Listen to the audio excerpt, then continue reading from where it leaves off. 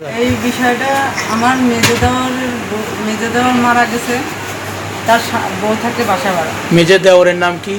সাইদ। সাইদ। হ্যাঁ, আচ্ছা। তার জায়গা জমিনের সমস্যা, সে কোর্টে দিয়েছে, মামলা দিয়েছে। এখন কোর্টে মামলা দিলে আমি কী করবো? আমার সাথে তো তার কোনো নাই। এটা কি শ্বশুরের সম্পত্তি নিয়ে? হ্যাঁ, আমি নিরুপায়। আমার যে এখানে জায়গা আছে, আমার ঘর আছে, আমার সংসারে আমার বেটার বউ, ছেলে আছে দুইজন, আমি ছেলে দিছে আলাদা। ছেলে বেটার বউ ওখানেই থাকে।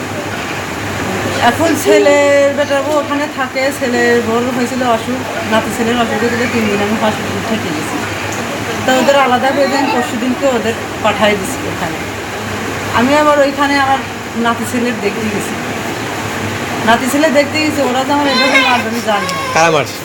মানে হচ্ছে আমার সাইজেদাওয়ার নাম কি? স্বামীর বউ আর জসিনীর বউ, এই 3 জনে আমার মারেছে।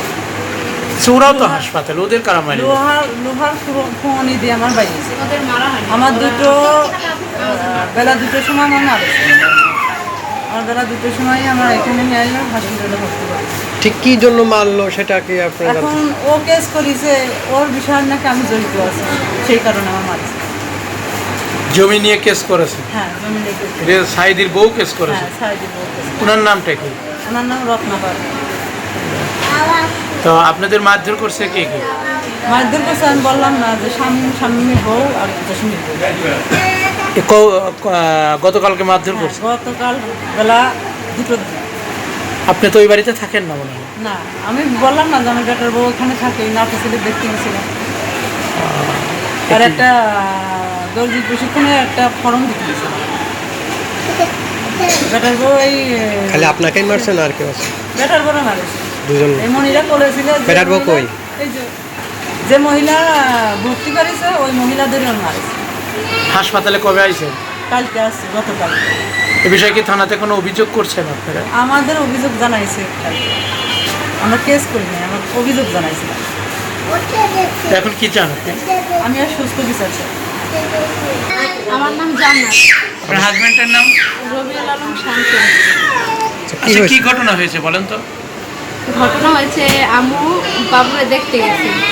আমার ওই জায়গায় দিয়ে থালবাটি ধুই, ওই জায়গায় আমার থালবাটি ধুতে নিষেধ করছে, আমার জায়গায় গর্ত করতে বলছে।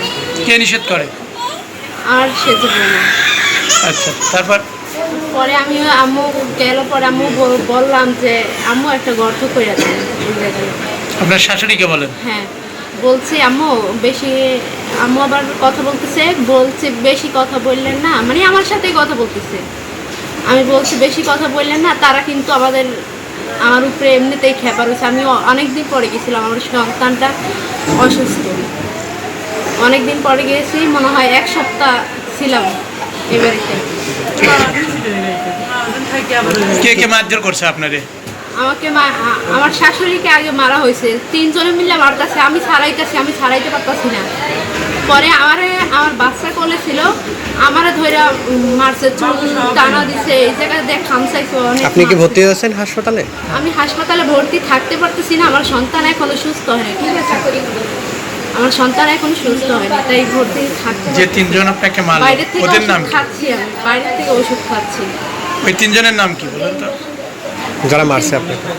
রত্না পারভিন আর স্মৃতি আর শামীম। কেন মারলো সেটা? আর আমার শাশুড়িকে অনেক মারছে, লোহারে। কি জন্য মারলো? কি বিষয় নিয়ে? ওই বাড়িতে আমার ঢুকতে নিষেধ করে। ওই কেন? বাড়িতে ঢুকতে নিষেধ করছে। ওই আমার কেন ঢুকবে না কেন? মেঝো বৌমা জমি নিয়ে জমি সংক্রান্ত। ও, আচ্ছা, আচ্ছা। তাই আমাদের ঢোকা নিষেধ, আমাকেও ঢুকতে দিবে না। আমাকে তাছাড়া আমাকে ওখানে গেছি, পরে আমাকে অনেক বাস করতে দিবে না ওখানে। তাই ওনারা ওখানে আমার বাচ্চা কান্দে। আপনারা গেছেন, এই জন্য তারা আপনার উপরে হামলা করছে, মারছে, তাই তো? হ্যাঁ। আর পরে রাত্রে আমার স্বামী বাড়িতে ঢাকা ছিল, সে বাড়িতে আইছে, তার মা অসুস্থ, আমি অসুস্থ, তার শুনে বাড়িতে আসছে। পরে আমি বাড়িতে ঢুকছি পরে আমার ধরে মারছে। আপনার স্বামীর নাম কি? রবিউল আলম শান্ত। এ বিষয়ে আপনি? গেছি আমি, তখন আমার মারছে, সব 3 জনে মিলে মারছে, ওই কাকা মিলে মারছে। আর কি দিয়ে মারছো? তারা তারা মারছে, চুল টানা দিতেছে, ঘুষি উলট পুলট মারামারি হচ্ছে, আমাকে মারতেছে। আমার স্বামী তারপর গেছে পরে সবাই আসছে পরে সে সবাই ঠেকাইতেছে আমারে, তার তার ধাক্কা লাইখা ওই খাম্বার সাথে ধাক্কা লাইগা মাথা ফাইটে গেছে। আপনাদের কি কোনো কাটেছে? না, আমাদের কাটে নাই। ওদের কিভাবে? মারামারি করতেছে, আমার মারতেছে, তখন মানুষ ছাড়াইতে গেছে, তাই ধাক্কি লাইগা পিলারের সাথে মাথা ফাইটে গেছে। জসিমের বউ বলছে আপনারা মারছেন। না, আমরা সবাই মিলে মারি নাই তো। তারা তো বলবে আমরা তো সবাই মিলে মারি নাই। সাক্ষী আপনাদের সাক্ষী প্রমাণ লাগবে নাকি? সাক্ষী আছে? হ্যাঁ, সাক্ষী আছে। বাড়িতে রয়েছে, বাড়িতে থেকে তার কয়েকদিন পরে আইসে, আসা যাওয়া করেছে, কিছু কিছু নিয়ে গেছে। তারপরে বেটার বউ রাত্রিবেলা এসে 2 মেয়ে বেটার বউ দিয়ে মেয়ে দিয়ে ভাস্তি দিয়ে বাড়িতে তুলে দিয়ে গেছে। তুলে দিয়ে যাওয়ার পরে বলেছে যদি কেউ কিছু কয় আমার কাছে বলবা। আচ্ছা ঠিক আছে, আমরা কিছু বলিনি। সে ছেলের বাড়ি থেকে দুধ নিয়ে এসে রাইস কুকারে চালায় খাওয়াচ্ছে, কান্দাকাটি করছে, যে আমরা কিছুই বলি। ওরা কি হয় আপনার সম্পর্কে? আপন ছেলে বেটার বউ, নাতি বেটার বউ, সবই আপন। আচ্ছা, তারা দখল করেছে। দখল করার পরে তারপরে ওই বেটার বউ দুপুরবেলা ছেলে নিয়ে কনে গেল বৃত্তান্ত জানি নিয়ে আবার এসে হচ্ছে যে ঘরে এসে চাউল ধুবি, ভাত রান্না করবি, এর মধ্যে বেটার শাশুড়ি আসছে। শাশুড়ি আসলে বেশ বাসন কুসন মাজেছে, কল করে পানি ভাইসে যাচ্ছে। আমার সাইজে বেটার বউ বলেছে কি চাষা এই জায়গায় বাসন কুসন মাজতেছো, ভাইসে যাচ্ছে, তুমি কি ওই জায়গায় মাজতে পারো না? ওই জায়গা তো গর্ত করা রয়েছে। এই কথা বললি ফেরে ও কিছু বলে নাই। না বলার পরে ও শাশুড়ির কাছে বলতেছে আম্মু আমার এই জায়গায় গর্ত করে দিয়ে যাবা, আমার ঘরের সামনে গর্ত করে দিয়ে যাবা, আমি মানুষের কথা শুনতে পারবো না। তোর মা শাশুড়ি আমার বলতেছে কি যে গর্ত তো করাই গেছে, তোমার দেওয়ার শাড়ি এসে তো গর্ত ওই জায়গায় যেতে পারো না। তখন আমার বেটার বউ বলছে যে আচ্ছা তোমার কি কিছু বলেছিলাম, তুমি এরকম শাশুড়ির কাছে বলতেছো বানাইছে নাই। আর শাশুড়ি আমার উদ্যোগ নিচ্ছে। আর আমার ওই বেটার বউ আর বলেছে কি বাড়িতে যে আছে, সে বলেছে কি যে তুমি হচ্ছে এরকম বানাছাড়া বলো, আর তোমার শাশুড়ি আমার উদ্যোগ নেই, কি বেশি কথা যদি কই সেটা ভেঙে দেবো না। বকাবাজ্য করতেছে, বকাবাজ্য করলি পরে তো আগেও গেছে ভাঙে। আর অমনিও চুল পাড়ি ধরেছে, চুল পাড়ে ধরলি পরে আমি এদিকতে নামাজ পড়তেছি, দুপুরে নামাজ পড়তেছি। আমি মনে করলাম কি নামাজ পড়তেছি, আমি ওদিকে লোকের কাছে বলে আসি যেরকম কেস কাটটা হয়ে গেছে, আবার ও ছেলে বেটার উপর দিয়ে আবার ওরা ঝগড়া বাঁধাইছে। এ আবার বললো কি যে আপনি যায়েন না, তা আমি গেলাম না। আর ও গেছে, ও যে সারাতে যাই ও বিপদে পড়েছে মানে ওই ছেলের নাতি বেটার বউ নাকি ওরা আবার ধরেছে, ধরলি পরে ও নাকি এরকম থাওয়া মারেছে, মুখি লাগেছে। তখন ওই পাশের বাড়ির মেয়েরা বলতেছে তুই মাল্লিকা ওর বক্সে মারতে মানে ওর মা আর ওই বিটি দুইজন মিলে, মেয়ের মা দুজন মিলে ওর টর্চার করেছে। বললি আমি ঠেলতে ঘরের বাইরে দিয়ে আসার পরে ওই মহিলা রাতে ছাড়াতেই পারতেছে না, বেটা চাওলা এসে পারতেছে না ছাড়াতে। চুল এমন করে ধরেছে আমার ওই বেটার বউ, নাকেরটা মাকেরটা সব হারা গেছে। কে কে মারেছে? মারেছে ওই বড় বেটার বউ যে হসপিটালে রয়েছে। ছেলের নাম কি? বড় ছেলের নাম কি? শাহিন আলম। শাহিনীর বউ। আপনি বললেন তারা জমি দখল করেছে, উনি তো আপনার ছেলে, জমি কি উনি পাবে না? হ্যাঁ দখল করেছে, ওরা তো রয়েছে। দখল কেন বলছেন? সে তো জমি পাবে। হ্যাঁ পাবে তো, তারপরও ইলেকশন জারি করা রয়েছে, জমিতে একটা ঝামেলা কেস চলতেছে। তারপরেও যে উঠেছে তা আমরা কিছু বলিনি যে রয়েছে। তারপরে ওরকম মারামারি দুই ভাইয়ের মধ্যে চলতেছে জমি। হ্যাঁ আমার নামে কেস দিচ্ছে। আপনি কেউ মারছে? আমার মারে না, তখন আমি তো ছাড়াই, আমি ওইখানে ছিলামই, তো আমার নাম দিয়েছে যে আমি মারিছি, ভালো কথা। তারপরে ও মারি ধরে থুয়ে এসে ছাড়াছুড়ি দিয়েছে, ও সোজা থানায় চলে আসে। থানায় এসে হসপিটালে এসে শুয়ে আসার থাকার পরে তারপরে ঢাকায় রয়েছে ছেলের কাছে ফোন দিছে যে তোর বোর মারেছে, আমার মারেছে, মারি ধরে আমাকে খেতা দিছে, দ্রুতভাবে আয়। ও আসিয়েই সবার কাছে সবটা শুনিয়ে মিলে মানুষজন জুটাই টুটাই নিয়ে আসে। রাত 10টা বাজে তখন যাই, ও ঘুমাইছিল, ঘুমান্ত মানুষ চুল টাইনিয়ে ধরিয়ে নিয়ে আসে। শান্ত মারেছে, শান্তর বউ মারেছে, শান্তর বোন মারেছে, রত্নার মেয়েরা মারেছে, পাশের বাড়ির মানুষ মারেছে। শান্ত কি হয় আপনার? শান্ত নাতি ছিল। রাত 10টার দিকে কার মারে? কি আপনার বেটার বউ? হ্যাঁ, ছোট বেটা, আপনার ছেলের বউ?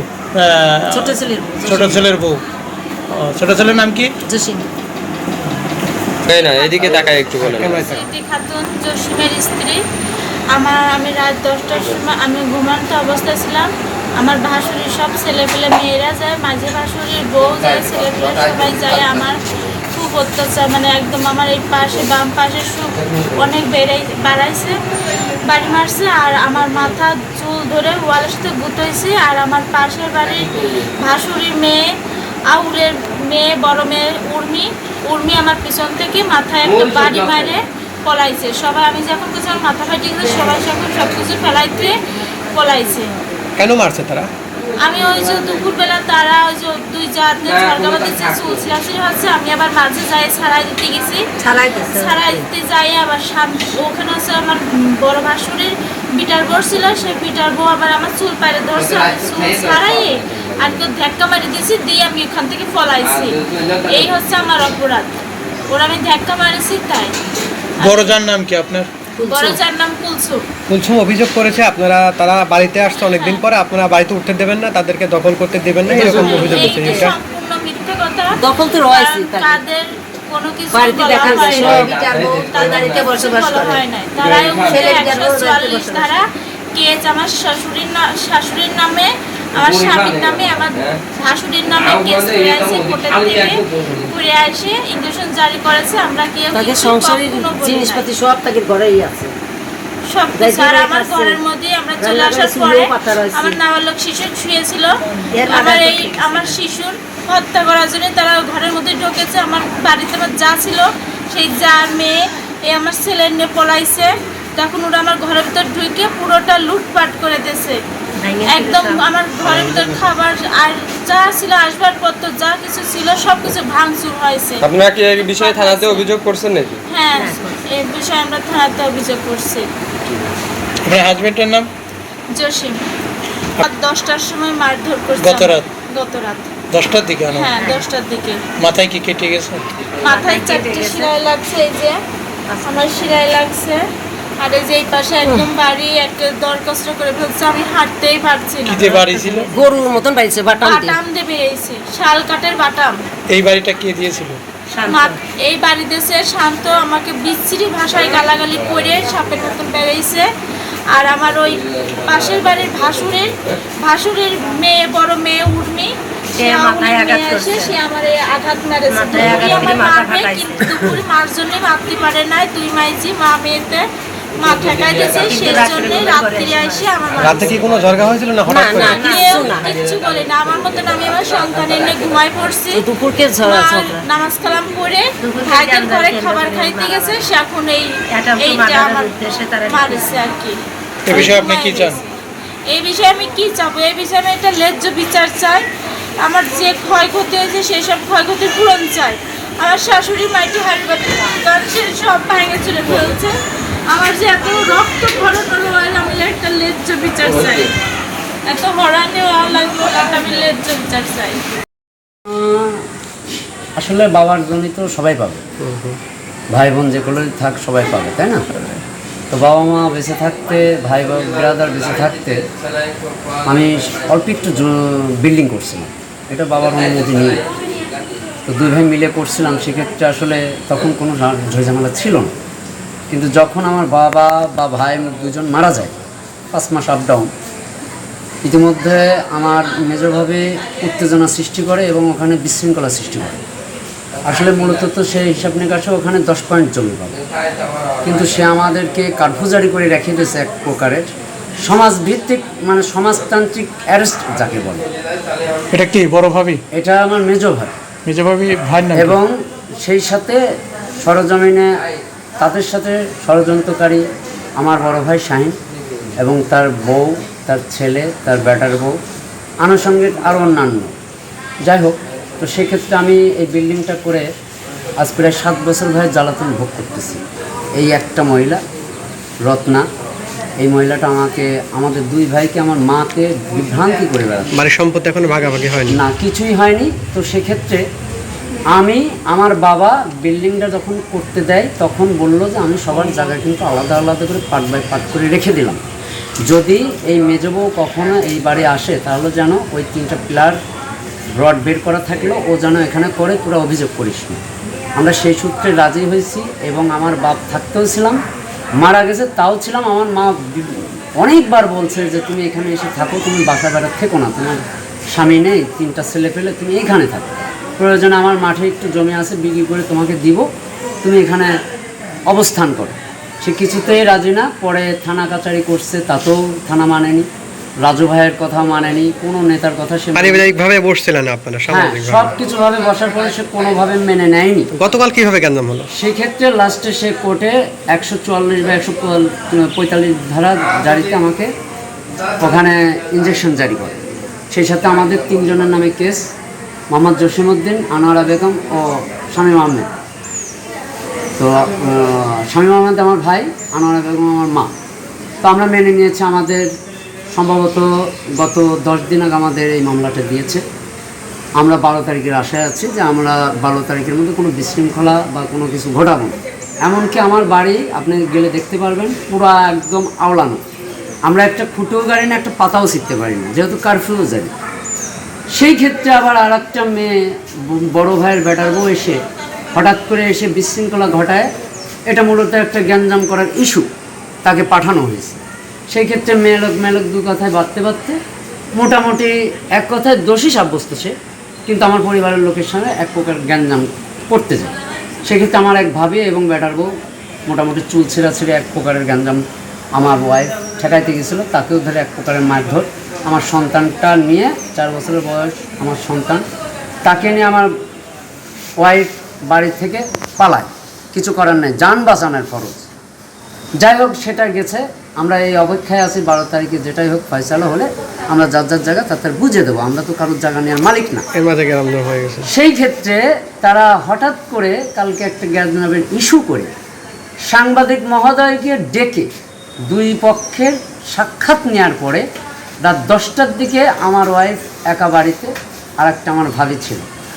ওরা প্ল্যানিং করে 7-8টা মানুষ এসে সাথে 2 জন পুরুষ লোক থেকে বিশৃঙ্খলভাবে ঘর দরজা ভেঙে আমার ঘুমন্ত স্ত্রীকে চুল টেনে টানতে বাইরে নিয়ে এসে বাটাম দিয়ে ইচ্ছা মতন বাড়ি পাত থেকে মাথা পর্যন্ত, এবং তাকে মাথা ফাটাইয়ে দেওয়া হয় এক প্রকারে 3টা শিলায়। যখন সে পড়ে থাকে তখন বাড়ির আশপাশের কিছু লোক নিয়ে তাকে হাসপাতালে উদ্দেশ্যে যাওয়ার পথে আবার থানায় গিয়েছিল।